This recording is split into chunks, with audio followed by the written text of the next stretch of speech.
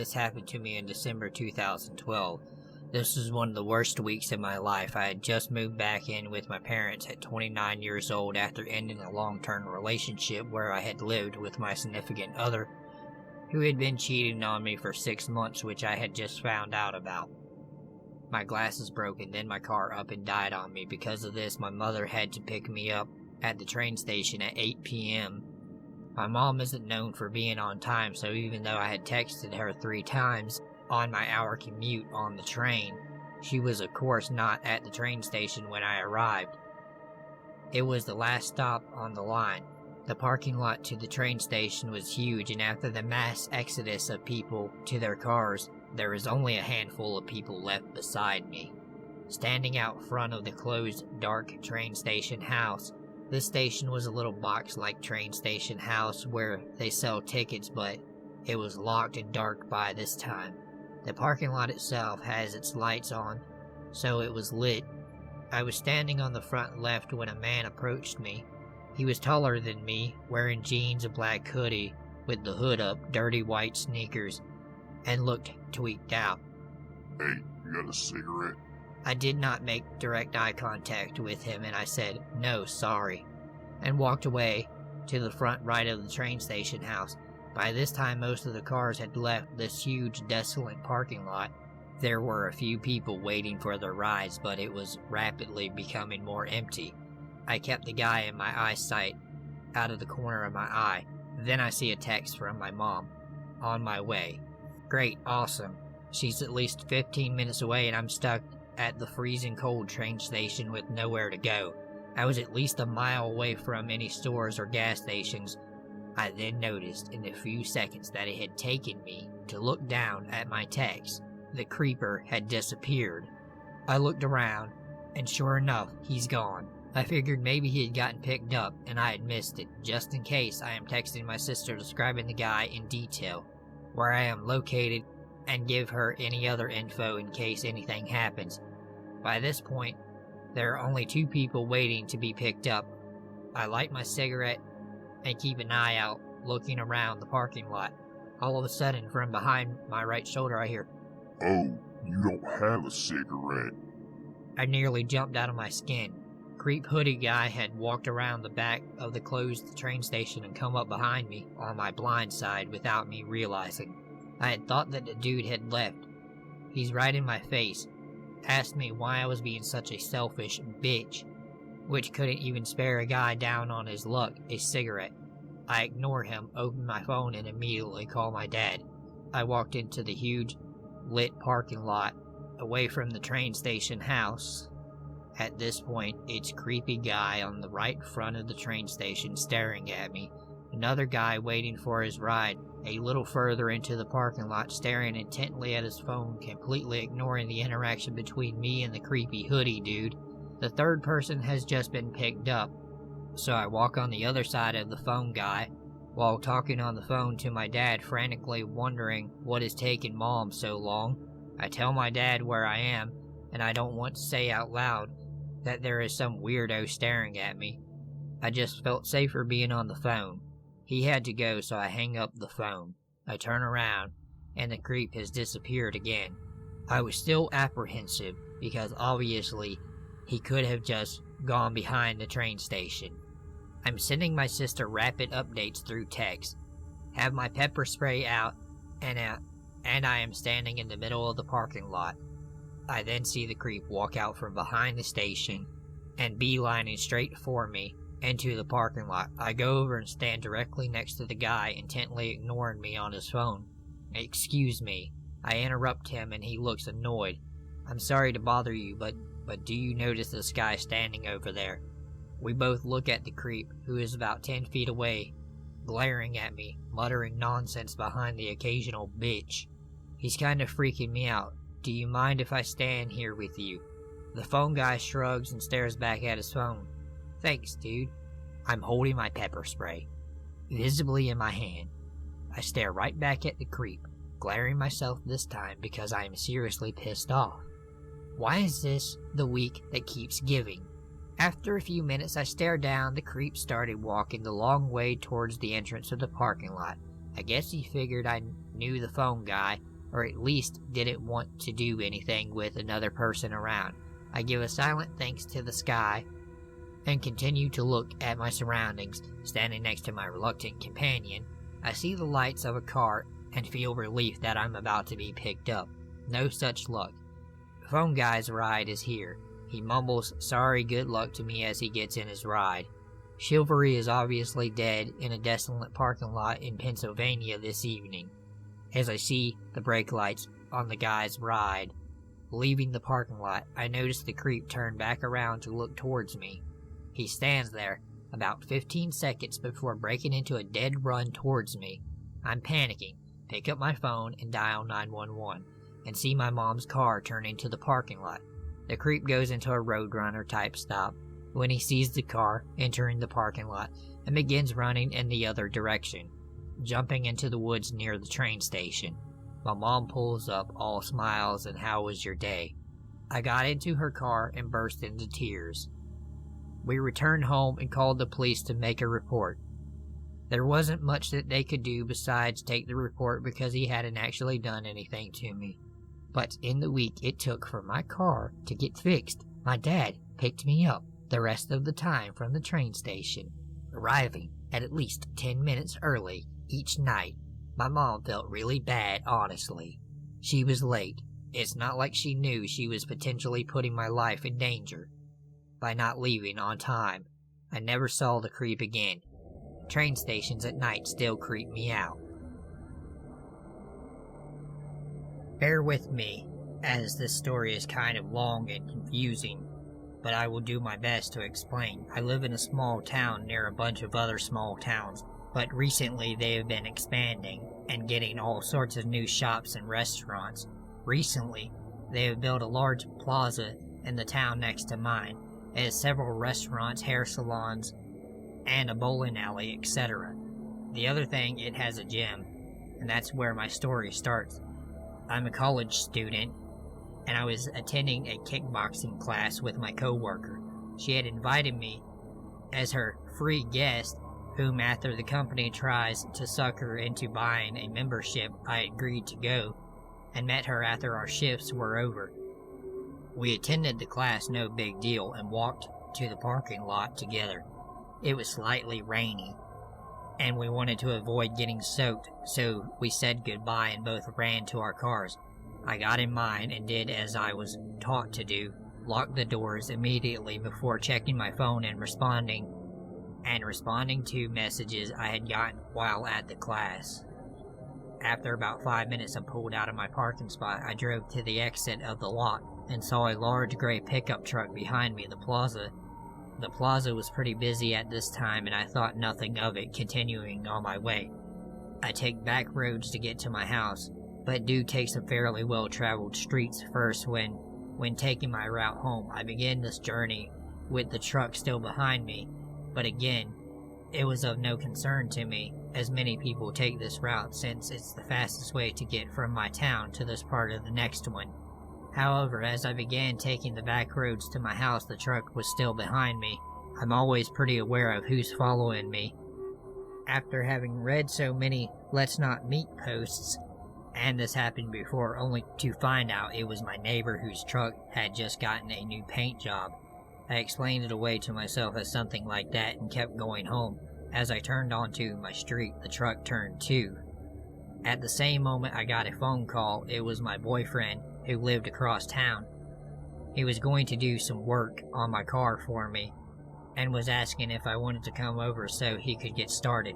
I said sure, and that I'd be there in about 10 minutes since no one was home at my house anyways, so I didn't need to drop in and say hi, since I decided I didn't need to stop at home, so I ended up driving directly by my house, pickup still following closely behind. This is where my concern grew as I started taking more back roads to get across my small town.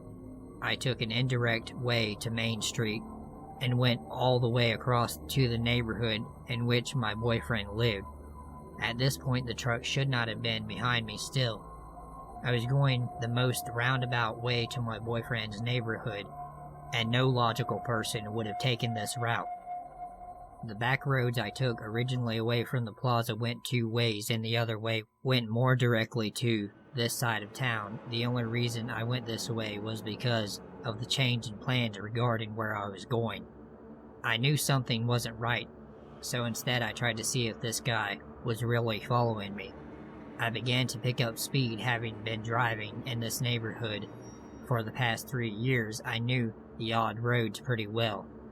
I had gained enough distance between the truck and my car, and without signaling, I took a sharp left.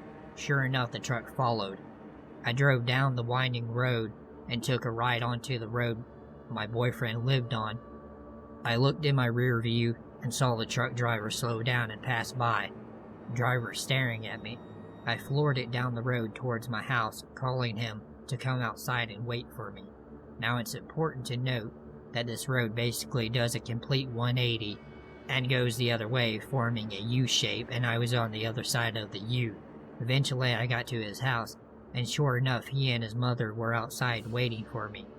He motioned for me to pull my car all the way up in his driveway to the garage where it would be behind some brush and harder to see. I ran over to him and he brought me inside. I started telling him and his mom what had happened and was looking out their kitchen window, which faced the backyard and their behind neighborhood.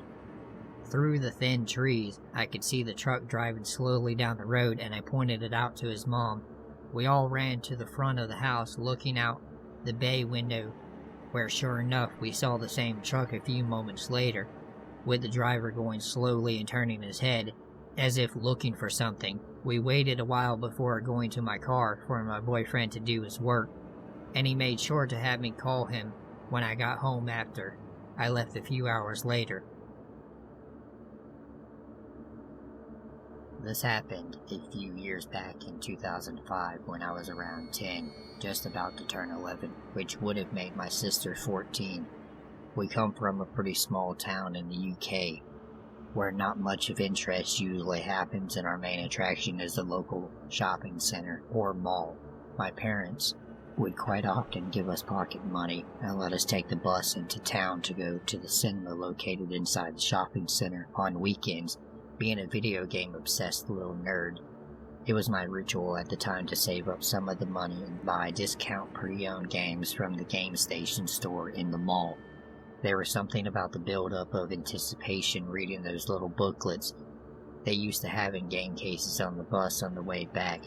I would be off in my own little world, reeling off facts about the game I'd learned from gaming magazines to my poor sister, who would smile and nod, humoring me until we got home, and she could escape for a breather while I could lock myself in my room for a weekend of full-on non-stop gaming. A few months prior to this particular trip, my grandma had moved from her old council house in a rundown part of town, which was scheduled for demolition, to a new one much closer to our family home. Between our two neighborhoods ran a main road with a bus stop near an underpass where we used to get off of the bus on our way back from the shopping center. We'd then use the underpass to cross the road before walking the remaining 10 or 15 minutes from the bus stop to our house.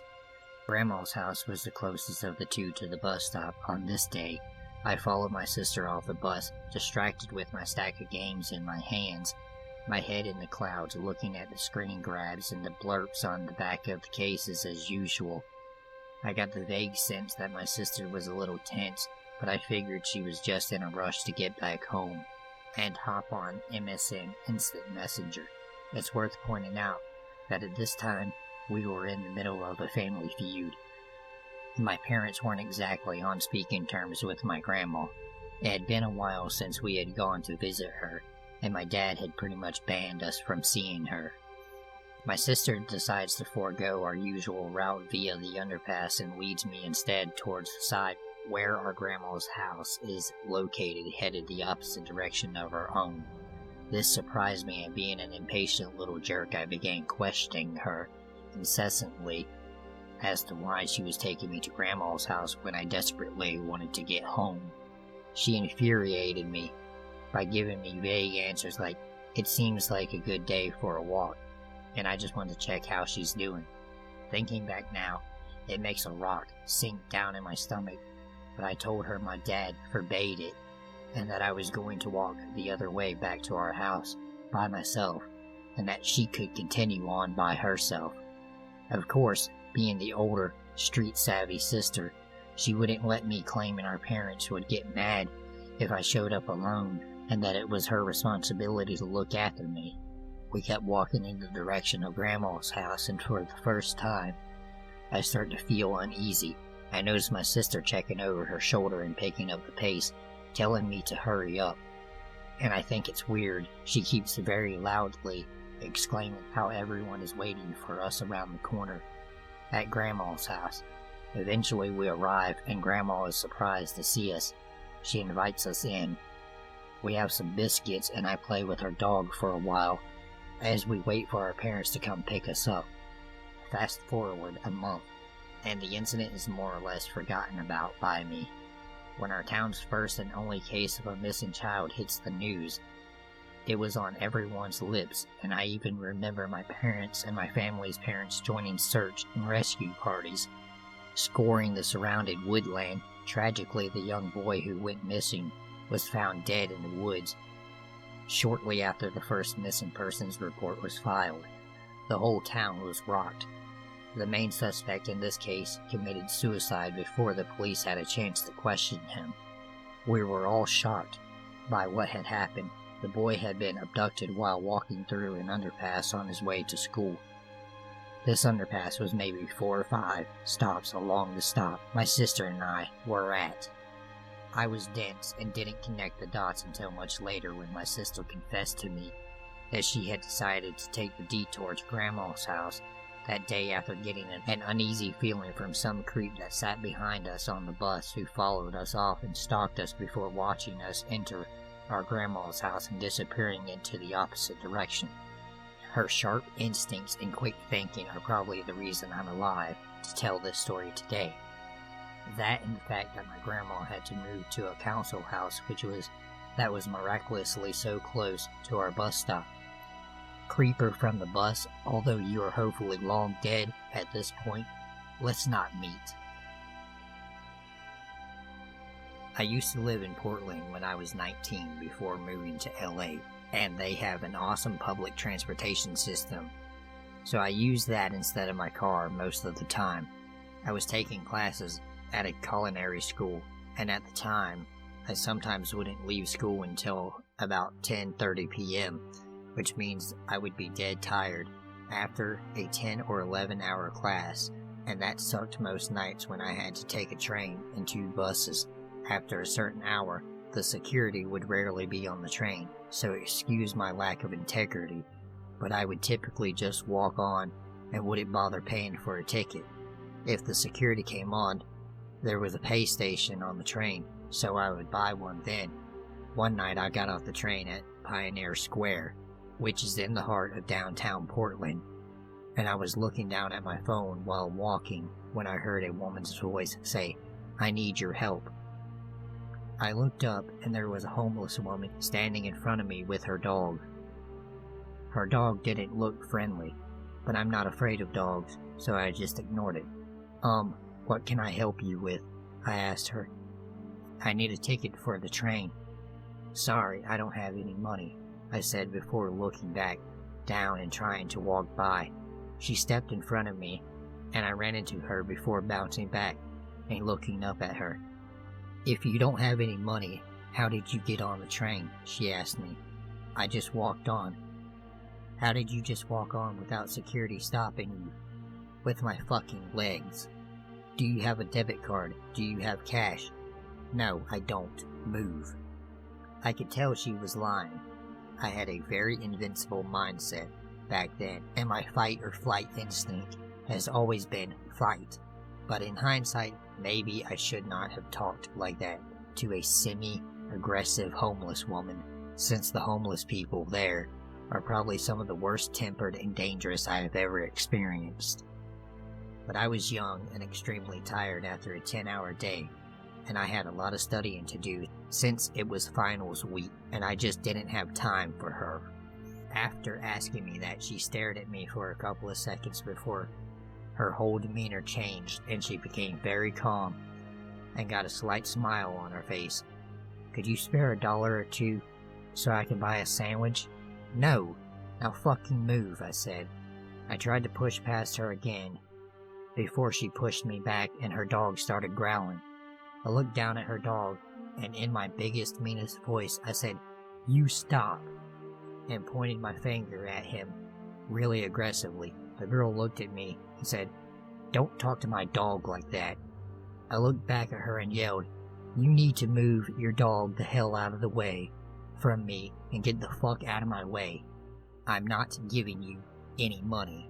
At this point we started to attract some attention, and she looked around before moving out of the way. As I walked by her, she said, "I know what school you go to." The name of my school was on my knife bag. So I looked back at her and said, "Then you should probably know this bag is full of fucking knives," and turned around and kept walking. I eventually got to my bus stop and sat down. I was so annoyed and had so much adrenaline running through my body from that experience. It took a while for me to calm down. When I got home, the gravity of the situation hit me and I realized how badly that could have possibly gone if this lady's dog didn't back down so easily, or if the lady was armed with something.